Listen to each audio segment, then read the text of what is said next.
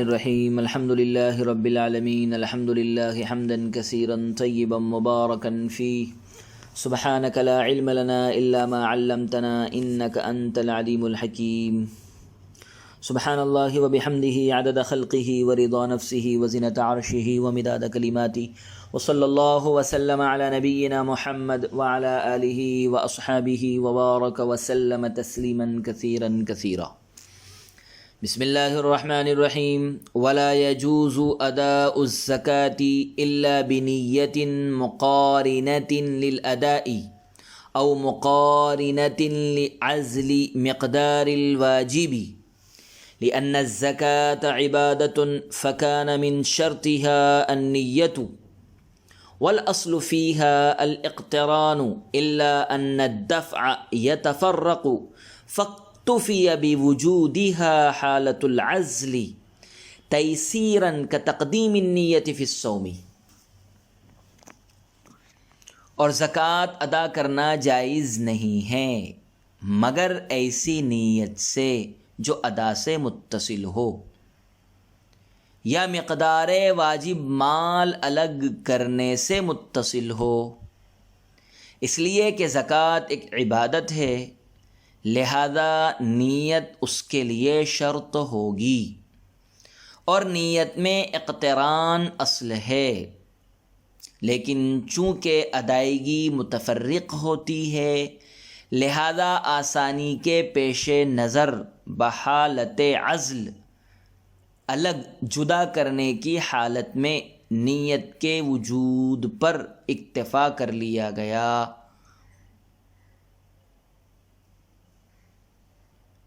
جیسے روزے میں نیت کی تقدیم۔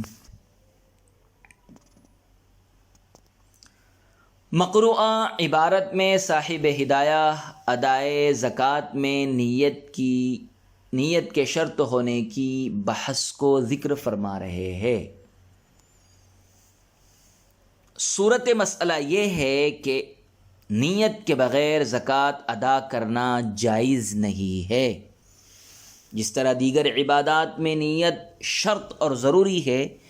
اسی طرح زکوٰۃ بھی ایک عبادت ہے اور زکوٰۃ میں بھی نیت شرط اور ضروری ہوگی۔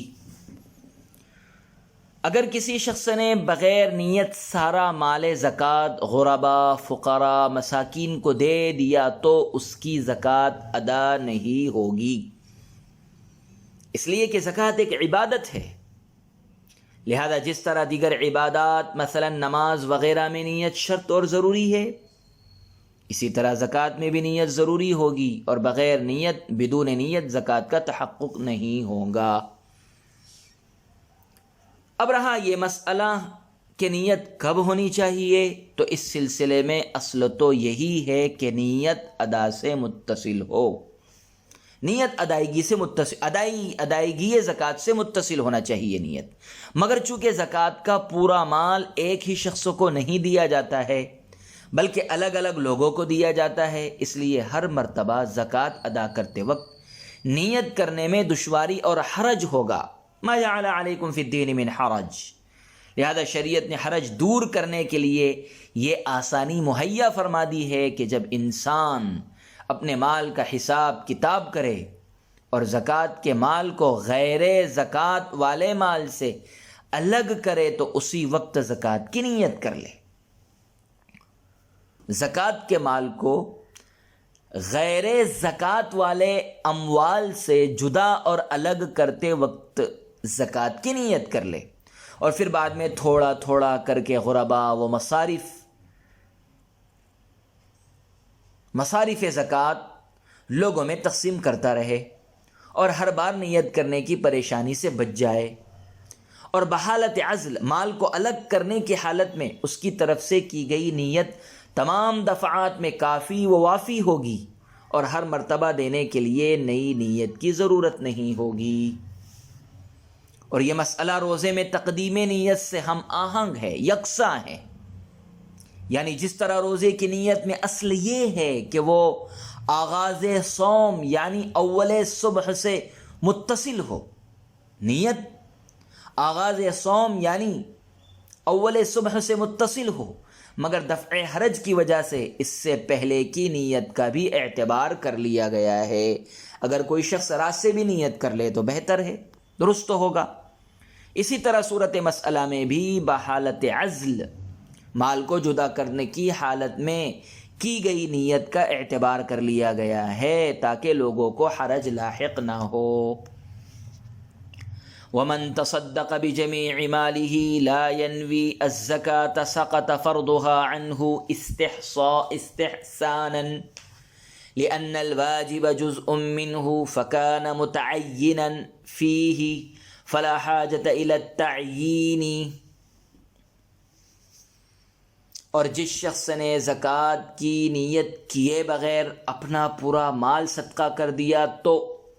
استحساناً اس سے زکوٰۃ کی فرضیت ساقط ہو جائے گی، کیونکہ پورے مال کا ایک حصہ زکوٰۃ میں دینا واجب ہے، لہذا پورے مال میں وہ جز بھی متعین ہو گیا، اس لیے اب الگ سے اسے متعین کرنے کی ضرورت نہیں ہے۔ عبارت مقروءہ میں صاحب ہدایہ یہ بات بیان فرما رہے ہیں، اس بات کی توضیح فرما رہے ہیں کہ بغیر نیت زکوٰۃ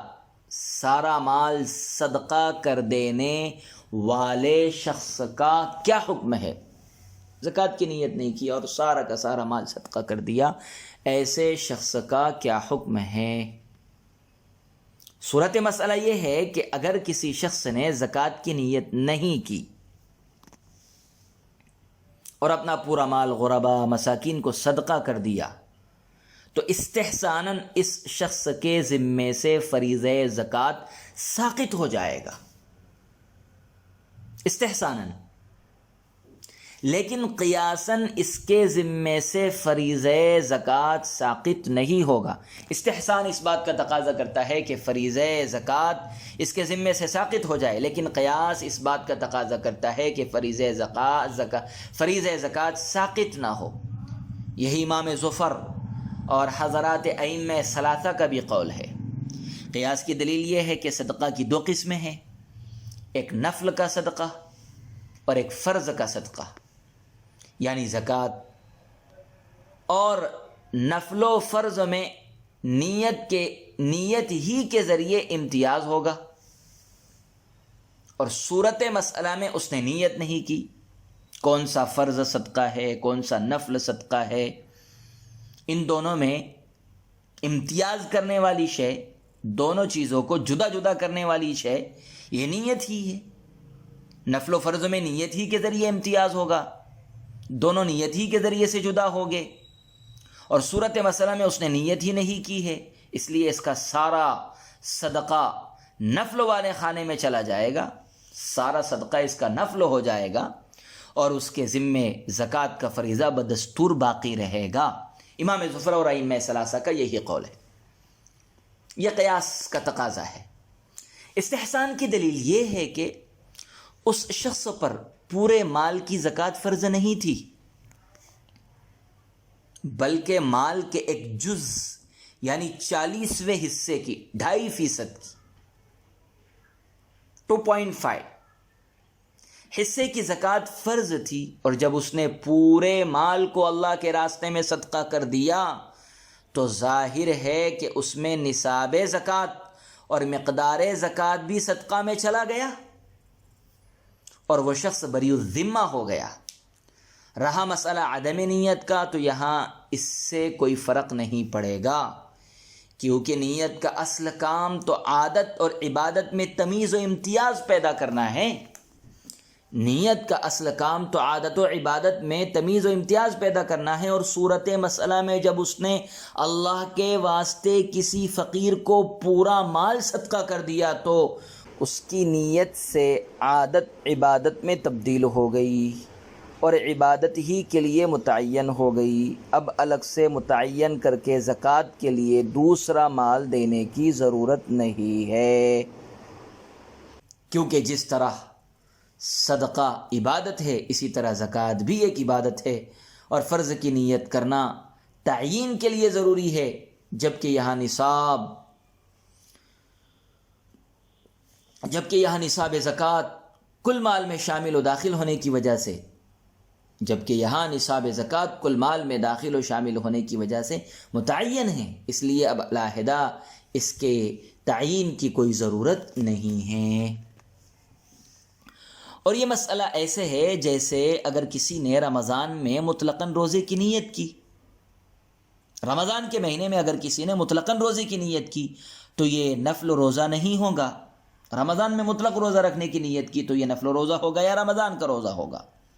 یہ نفل روزہ نہیں ہوگا بلکہ رمضان کا روزہ ہوگا، کیونکہ اس مہینے میں رمضان ہی کا روزہ فرض ہے،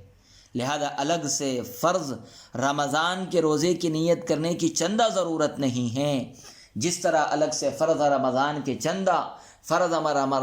کے روزے کی نیت کرنے کی چندہ ضرورت نہیں ہے، اسی طرح اگر پورا کا پورا مال اس نے صدقہ کر دیا تو اب فرض زکوٰۃ کی نیت کرنے کی اسے ضرورت نہیں ہے، بلکہ اس مال میں اس کا فریضہ زکوٰۃ بھی ادا ہو جائے گا۔ وَلَوْ أَدَّى بَعْضَ النِّصَابِ سَقَطَ زَكَاةُ الْمُؤَدَّى عِنْدَ مُحَمَّدٍ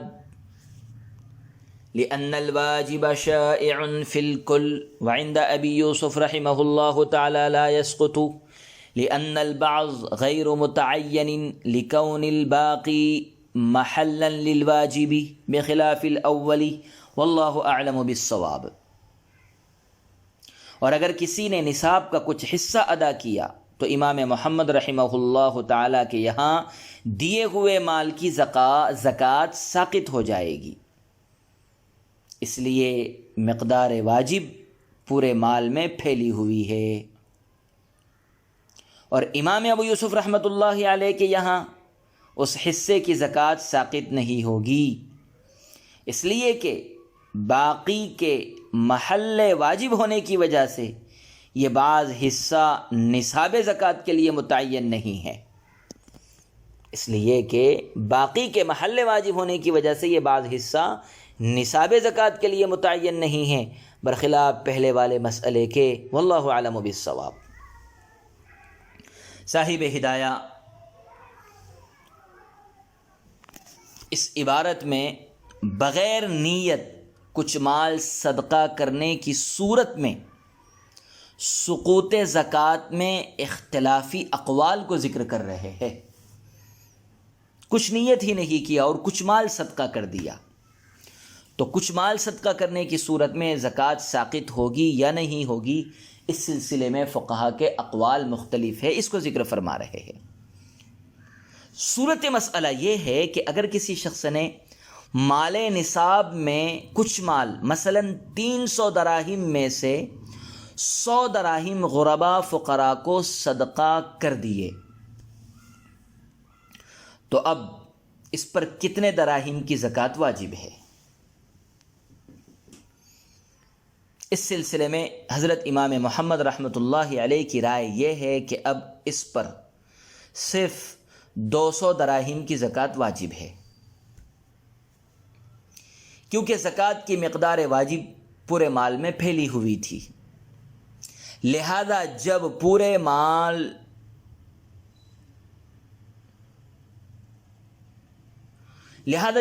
مال نصاب سے 100 دراہم صدقہ کر دیے گئے تو ان 100 کی مقدار واجب بھی ادا ہو گئی، اس لیے کہ جب پورا مال صدقہ کرنے کی صورت میں پوری مقدار واجب ادا ہو جاتی ہے تو بعض اور کچھ مال صدقہ کرنے کی صورت میں بعض مقدار واجب بھی ادا ہو جائے گی، اور اب اس شخص پر مثلا صرف 200 دراہم کی زکوٰۃ واجب ہوگی۔ لیکن امام ابو یوسف رحمہ اللہ تعالیٰ کی رائے یہ ہے کہ اس شخص پر اب بھی پورے 300 دراہم کی زکوٰۃ واجب ہوگی۔ امام محمد رحمۃ اللہ علیہ فرماتے ہیں کہ اب اس شخص پر صرف 200 دراہم کی زکوٰۃ واجب ہوگی، اور امام ابو یوسف رحمۃ اللہ علیہ فرما رہے ہیں کہ اس شخص پر اب بھی پورے 300 دراہم کی زکوٰۃ واجب ہوگی، اور اس نے مقدار نصاب میں سے جو 100 دراہم صدقہ کر دیے ہیں ان کی زکوٰۃ نہ تو ساقط ہوگی اور نہ ہی ان 100 کے ضمن میں ادا ہوگی، کیونکہ جب باقی نصاب موجود ہے تو وہی ادائے زکوٰۃ کا محل ہے۔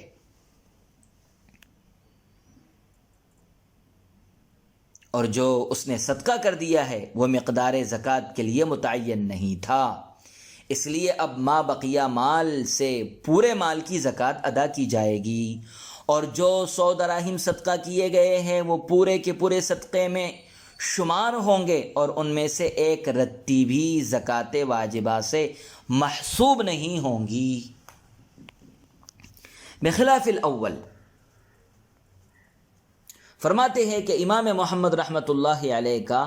اس مسئلے کو پہلے والے مسئلے پر قیاس کرنا درست نہیں ہے، کیونکہ پہلے والے مسئلے میں جب پورا مال صدقہ کر دیا گیا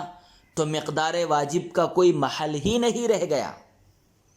کہ اس سے مزاحمت ہو سکے، جبکہ صورت مسئلہ میں مال باقی ہے۔ پہلے مسئلے میں پورا کا پورا مال صدقہ کر دیا تھا، اس لیے فریضہ زکوٰۃ بھی ادا ہو گئی ہے، اور اس مسئلے میں مال باقی ہے، اس لیے وہ مال صدقے کا مزاحم ہے، اور صدقہ کیے ہوئے مال کو مقدار زکوٰۃ میں محسوس ہونے سے مانع ہیں، اس لیے اس کو پہلی والی صورت مسئلہ پر قیاس کرنا درست نہیں ہے۔ لہذا اس مسئلے کو پہلے والے مسئلے پر قیاس کر کے یوں نہیں کہا جائے گا کہ